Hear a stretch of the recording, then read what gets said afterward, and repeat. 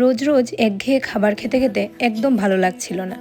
বেশ কিছুদিন থেকেই খুব কুরকুরে কিছু খাওয়ার মন চাইছিল, কিন্তু কি খাবো সেটা মাথায় আসলে সবার আগে তেলে ভাজার কথাই মাথায় আসে। কিন্তু এইবার না নিজের মনকে একদম ঠিক করে রেখেছি যে তেলে ভাজা খাওয়া যাবে না, ঘরেই হেলদিভাবে কোনো একটা কিছু বানিয়ে খাওয়া যাবে।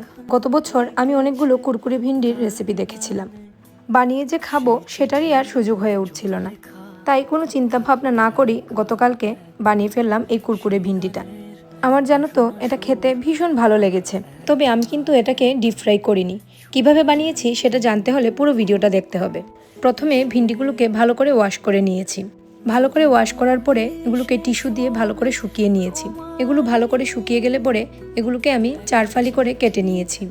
এভাবে সরু সরু করে কাটলে ভিন্ডিগুলো খুব ক্রিস্পি হয়। এর মধ্যে আমি দিয়েছি বেসন, সামান্য চালের গুঁড়ো, তারপরে দিয়েছি হলুদ গুঁড়ো, চাট মশলা আর কালো মরিচের গুঁড়ো, আর নুনটা আপনারা আন্দাজ মতো দিয়ে দেবেন।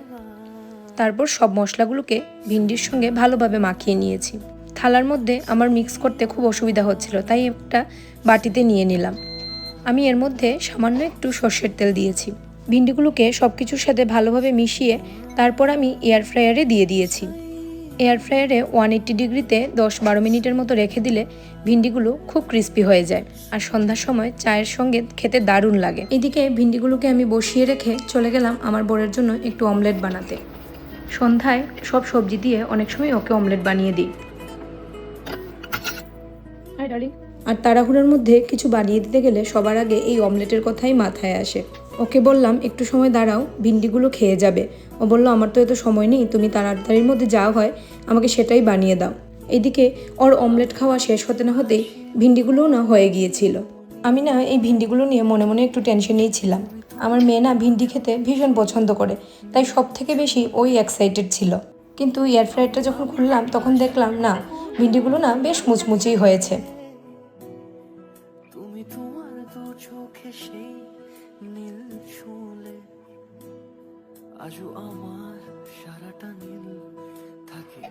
বর বেরোনোর আগে 1-2টা ভিন্ডি টেস্টও করে গেল।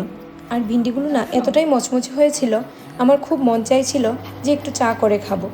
তাই এই ভিন্ডিগুলোর সাথে একটু চাও বানিয়ে নিলাম। আর এই সন্ধ্যার সময়টা আমি আর মেয়ে গল্প করতে করতে খুব মজা করে কুরকুরে ভিন্ডিগুলোকে খেয়ে নিলাম, আর সাথে তো চা ছিলই। আজকের ভিডিওটি এখানেই শেষ করছি। সবাই ভালো থেকো, সুস্থ থেকো। দেখা হবে পরের কোনো ভিডিওতে।